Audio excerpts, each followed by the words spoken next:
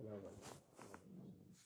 Euzubillahimineşşeytanirracim. Bismillahirrahmanirrahim. Vessalatu vesselamu ala Resulina Muhammedin seyyidil evvelin ve ahirin. Medede ya Resul, medede ya Sadat ashabı. Estağfurullah ve inşallah. Fazla sen şerhamdülillah. Medede. Tarikatı ma'as-sohbe vel hayru fil cemiyye. Allah Azze ve Celle'nin her yarattığı şeyde hikmet var. En mükemmel yarattığı insanoğlu. Ona yüksek mertebeler verdi. Onun verdiği vücut şey olarak başka mahlukattan daha zayıftır ama Allah'ın da akıl vermiş. O akıldan hepsinden hakkından geliyor. Yani hiçbir şey insanın elinden kurtulmuyor. En zayıf mahluk olduğu halde en çok hepsini fazla onlara hakimdir. Onların üstündür yani. Onun için o vücut Allah Azze ve Celle hikmetiyle vermiş. Onu yiyeceği, içeceği insan dikkat edip sağlıklı yaşaması iyidir. Allah'ın emrine muvaffak olur. Peygamber sallallahu aleyhi ve sellem'in emri sağlıklı olun, sağlığınıza bakın. Sağlık da işte yiyecek içecekten gelir. Bir de hastalıktan korunmak olması lazım. Peygamber sallallahu aleyhi ve sellem'in tavsiye ettiği de iki şey var. Tedavi için dağlamak, bir de hacamat yapmak. Dağlamak eskiden yaralandı mı o yaranın üstüne sıcak demir kollar ya dağlamak odur. O kapatır orasını. Ama ondan madde gene tüm hastalıklar için o ilmi olan insanlar şimdi hiç kalmadı onlardan zannedersem. Yani o ne hastalık varsa bir yere o sıcak şeyle dağlar, o hastalık insandan gider. Ama o ilim zannedersem varsa çok nadirdir yani.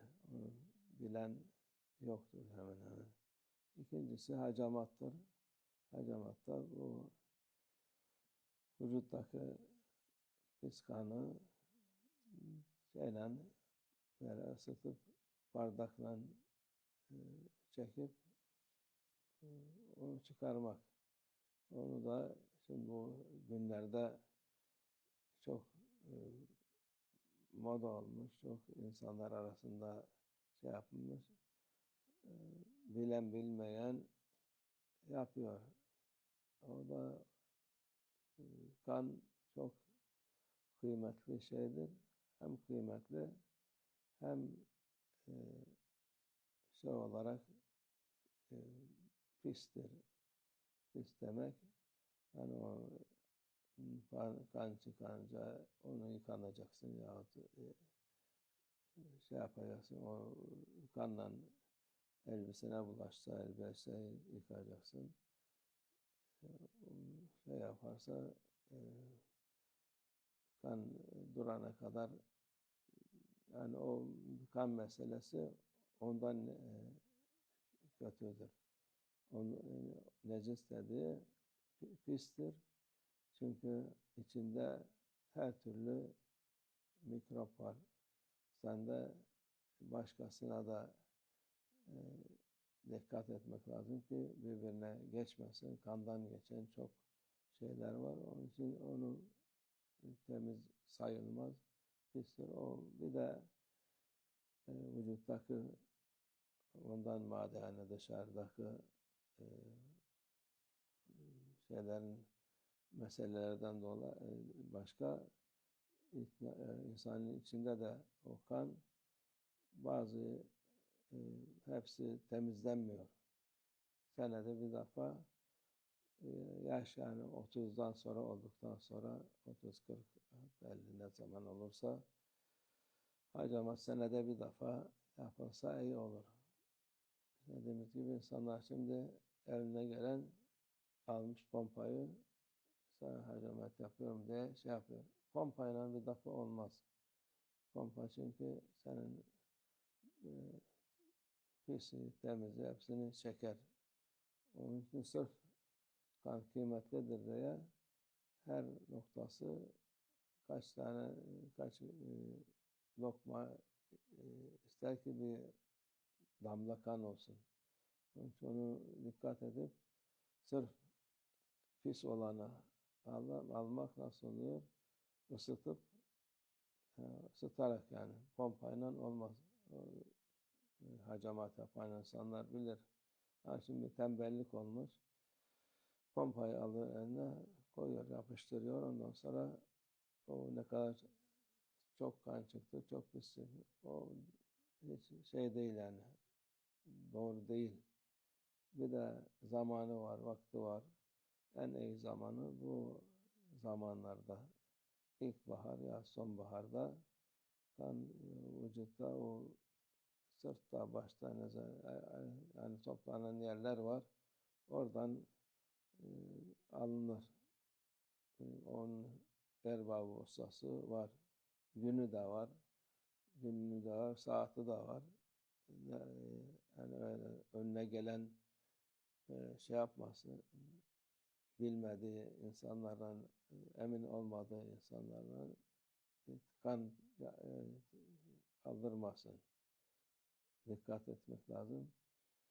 Her türlü şey var.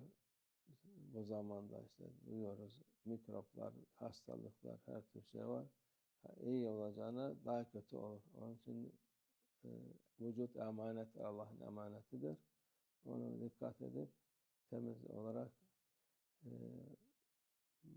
alınacak hastalıklar, yani kan alınacaksa, kan şey yapılacaksa dikkat edip onu alıp faydası olur öyle.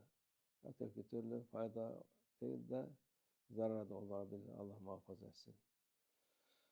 Bu işte dediğimiz gibi en iyi zamanlar ilkbahar ve sonbahar. Yani ilkbahar dediğimiz ilk şey değil. Mart, Nisan değil. Yani Mayıs, Haziran gibi ya Ekim, Kasım gibi o zamanlarda olur. Bir defa senede. Ama ihtiyaç olursa bir defa daha. Şimdi bir de çıkmış ayda bir alıyorlar. Şey değil ki bu kan her ay insanın kansız olur. Kansızlık da iyi değil. Onun için dikkat edin. Kan şeyden çıkıyor, bu, kemiklerden, kemiğin içinden, ilikten çıkar. Yani Allah Azze ve Celle insan yani yarattığı insanların aklına durgunluk verir. Allah'ın yarattığı insanlar her şeyin şeyi var, usulü, adabı var. Ona göre inşallah o gününe, saatine dikkat edip sıhhat olur inşallah. Allah sıhhat afiyetten yaşasın, iman yaşayalım inşallah. Ve minallah tevfik. El Fatiha.